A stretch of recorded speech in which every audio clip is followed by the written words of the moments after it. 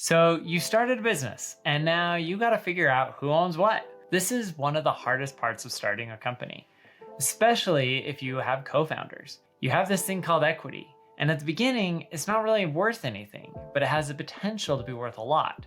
It also dictates control of the business, which can have a direct impact on its value, not to mention any other goals you might have. And let me tell you, having been a VC for the last 15 years and having looked at hundreds, if not thousands of deals, understanding how to appropriately allocate equity is one of the most important things to determine if you will ultimately be successful. It is vital for incentivizing teams, attracting investors, and building successful companies. If you're an entrepreneur, navigating equity allocation can be daunting. And if you're a startup investor, not understanding it can result in missing key risks that you didn't even know existed. Never fear though, because in this video, we'll break down the fundamentals of startup equity and provide some frameworks and benchmarks to help you avoid pitfalls and successfully decide how to allocate your company's most precious resource, its equity.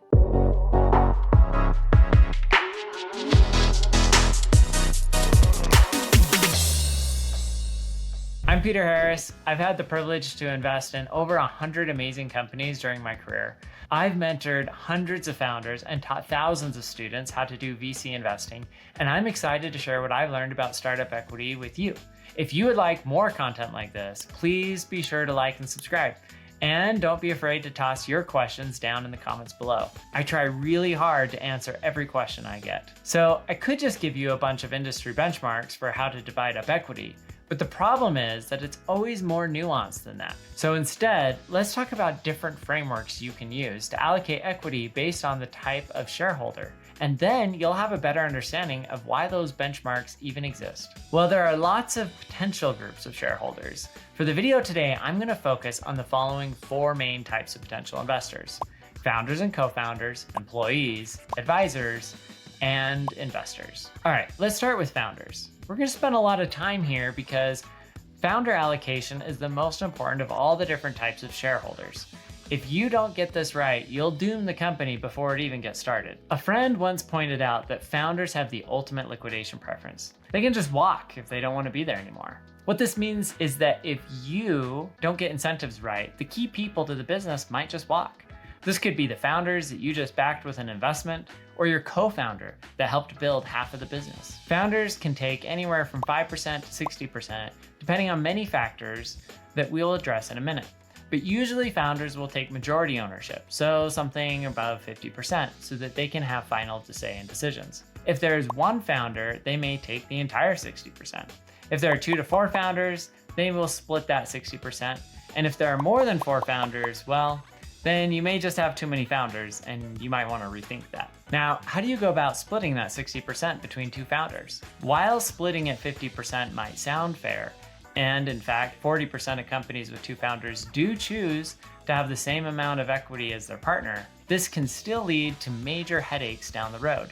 What happens when you both don't agree on something? Who is the final decision maker?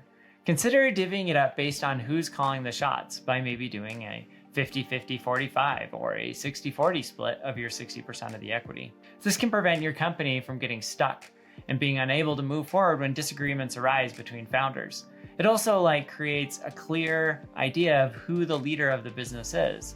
And in order for a business to be successful, it does need somebody to be that leader to push things forward. You might even consider separating the vote from the ownership payout. LLCs are effective legal structures that can help facilitate that. In that case, you may split ownership 50-50, but give one person more voting rights than the other so that there is a clear leader in the business. Team members and employees. These are the folks who turn your vision into reality.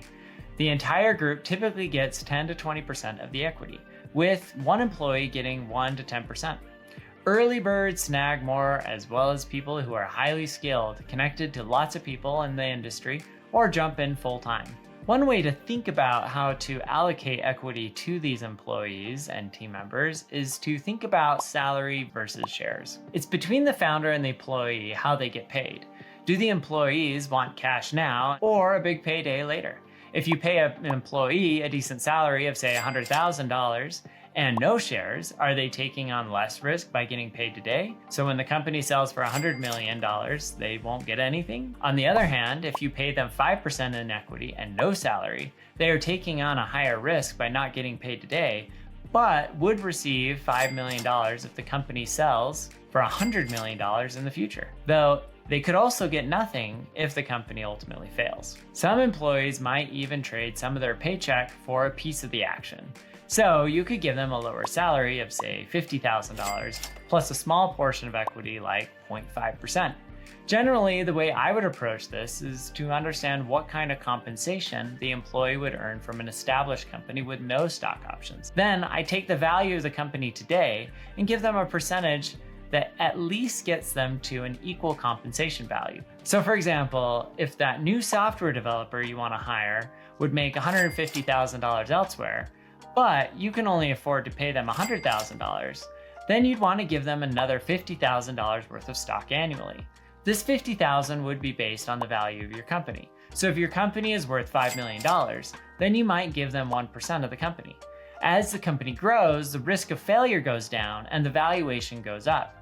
Hiring that same developer when you're worth $50 million, for example, would now only require you to give 0.1% of the company. This methodology can be a fair way to do it because it compensates the employee almost as though they were an investor right alongside you and participating in the upside of the business.